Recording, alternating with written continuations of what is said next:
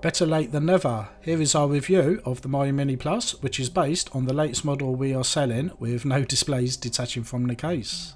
Before we get started, I would just like to say a quick thanks to all of our 10,000 subscribers that we recently reached.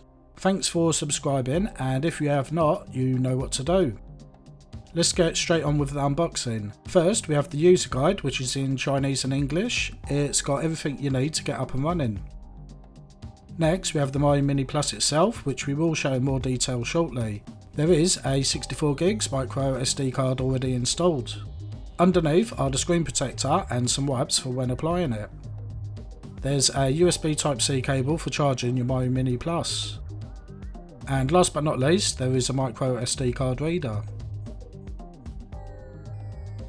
The Miyoo Mini Plus measures 4.25 by 3.07 by 0.8 inches and weighs 165 grams. It is larger than the Miyoo Mini and slightly smaller than the Anbernic RG35XX. It's available in 4 colours: grey, white, transparent black and transparent purple. The IPS display is 3.5 inches in size with a resolution of 640 by 480, the same as the RG35XX. Both displays are decent quality. It is hard to see on the camera, but the Miyoo is a little darker on the default settings. You can adjust the illumination, hue, saturation and contrast in the settings for better results. On the front are your standard gaming buttons, which feel responsive and fairly comfortable to use. In the middle is a menu button for use whilst playing on the emulators. On the bottom is a headphone jack, micro SD card slot and a USB Type-C charge port. On the left side are the volume up and down buttons. And on the top is a power button and LED indicators. The back has 4 additional buttons which are slightly different in design to the original. The inner buttons are slightly raised above the outer buttons. This makes pressing them much more comfortable, as well as not accidentally pressing the outer ones when pressing the inner buttons. Overall, the Miyoo Mini Plus is comfortable to hold, but the extra length on the RG35XX does feel ever so slightly easier to handle whilst playing. Both are definitely more comfortable than the original Miyoo Mini model though. The Miyoo Mini Plus features the same processor found in the original model. It has an ARM Cortex-A7 CPU running up to 1.2 GHz. There's 128 megs of RAM and it supports up to 128 gigs micro SD cards. New to the Plus model is Wi-Fi, which allows you to get online and play multiplayer games on supported RetroArch systems.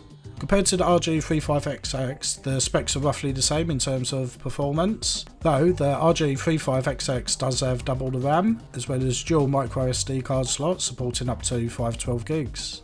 Also worth noting that it does also have HDMI port for output to a TV or monitor, something the Miyoo Mini Plus is sadly lacking. The Miyoo Mini Plus has a 3000 mAh battery, which depending on the system you are emulating will get you up to 8 hours or so of gameplay. The Miyoo Mini Plus menus are fairly basic but definitely usable. You have a few menu options which you can browse with the D-pad. The game menu will bring up a bunch of systems that you can play on. Simply select one to browse your installed games. If any screenshots are available for the game, they will be shown on the right hand side. You can then simply highlight a game and it will load. All very easy.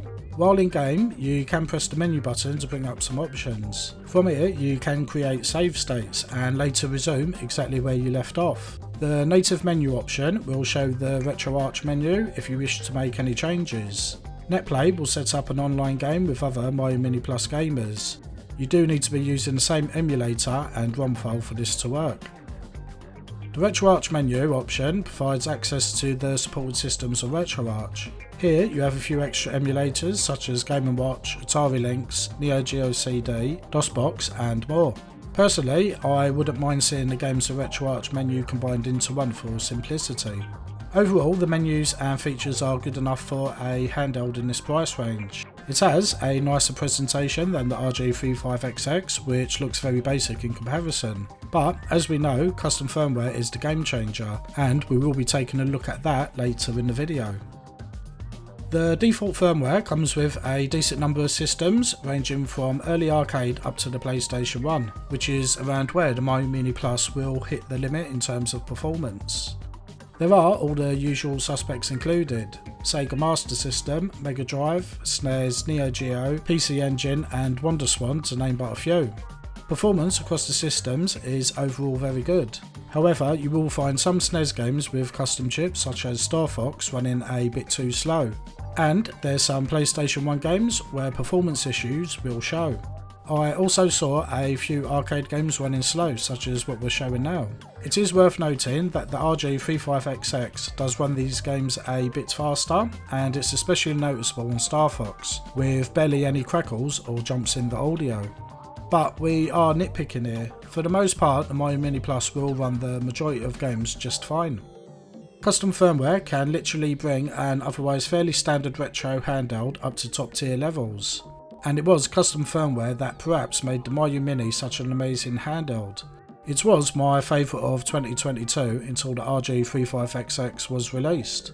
Onion OS is, to put it quite simply, a must-have if you are buying a Miyoo Mini Plus. It does take a little setting up, check out the links in the description for how to do it. But once set up, it transforms the Miyoo Mini Plus into an excellent handheld. The menu system looks similar to the original, but simplified with just one option for emulators and another for included apps. Opening up the games menu gives you access to all of the emulators, of which there are many additional ones not found on the stock firmware, including Amiga, CPC, classic Atari consoles, Commodore, Neo Geo CD, Sega 32X and CD, Vectrex and even the Speccy. This alone is worth the effort setting up Onion OS, as it provides access to some great classic consoles and games. But the extra systems are not all this OS brings. Game Switcher is a simple idea but executed perfectly. With a tap of the menu button, you can access a browsable list of previously played games, and with the tap of the A button, near instantly jump to exactly where you left off in that game. 1 minute you could be playing Metal Slug 2 on the Neo Geo, and the next you can play it on the Neo Geo Pocket, exactly where you last left off playing. There can be a short delay between loading the emulator and the save state, but it almost feels like you are multitasking and alt-tabbing between emulators on Windows.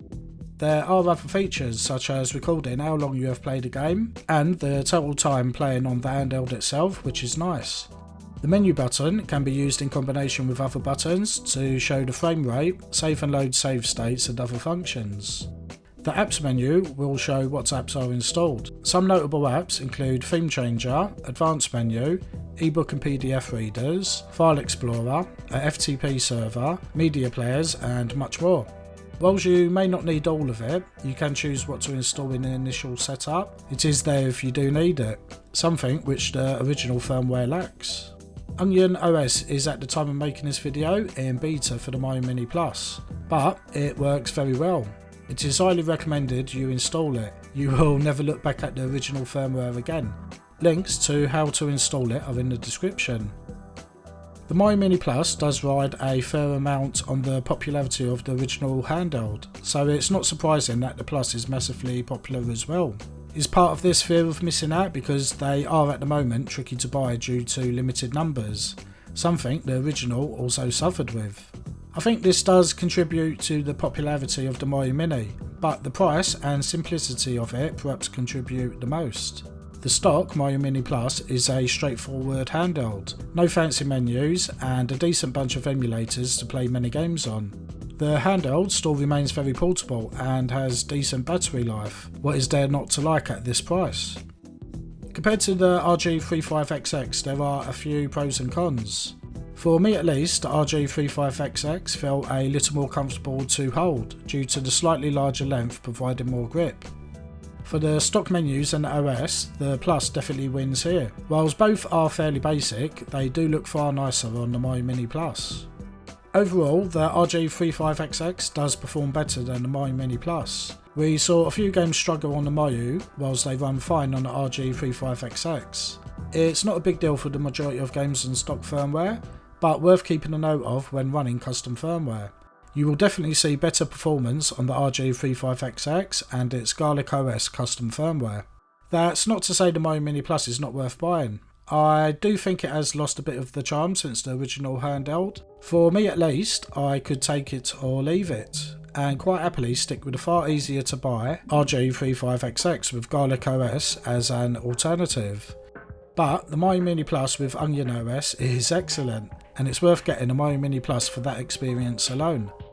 You can learn more about the Miyoo Mini Plus and order yours at DroiX.co.uk and DroiX.net for worldwide shipping. Thanks for watching our review of the Miyoo Mini Plus. We hope you have found it useful. If you have not already, please take a moment to subscribe, as it really helps to grow this channel.